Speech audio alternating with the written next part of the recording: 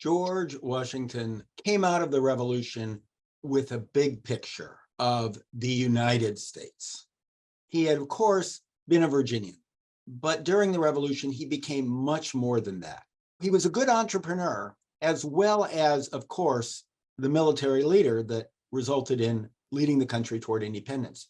And so he'd gone home after the Revolution. He'd retired. He'd stepped down. He promised to. He believed in Republican virtues. It had always been rumored that, every revolutionary leader becomes a tyrant. He didn't want to do that. He went home to his plantation. He went home to his grist mill, his large wheat plantation, and he saw what he dreamed about, what he had built collapsing around it. He saw the 13 states, which then were under a loose confederation, probably no stronger than the United Nations is now. Each of these 13 states going their own way, none of them big enough, except maybe New York, to really be successful. Pennsylvania was doing okay, Massachusetts was doing okay, but for the most part, these states were in trouble. There was rampant inflation in some, rampant deflation in others. There was economic uncertainty. These states couldn't even trade with one another because each had their own trade policies. They could put up barriers to trade. We couldn't control our exports and imports because there was no central authority to do that.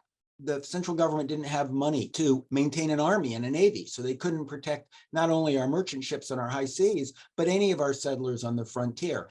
He deeply believed, because he was a passionate American, he believed in the promise that America could be something better. And he thought what was needed was a strong union, not covering everything necessarily, not to make it one nation, but at least to have international trade, totally controlled by the central government.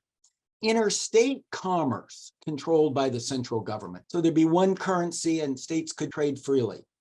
The central government having the power to tax and to spend for the general welfare, to maintain an army and a navy to defend Americans' interest on the frontier, because he believed that America's future, just as he thought when he was younger, he thought his future was on the frontier. He thought America's future was on the frontier. So for all these reasons, he wanted a strong national union. Now, that national union didn't have to cover domestic or internal matters within a state, something that would be traditionally a matter within the state, such as maybe education, and certainly, of course, slavery or religion, but one that would create an effective national union that was one market economy. We need one country to create a unified economy, such as you had in the common market in England, and also to tax and spend for the general welfare, to build an army and a navy, to defend the country,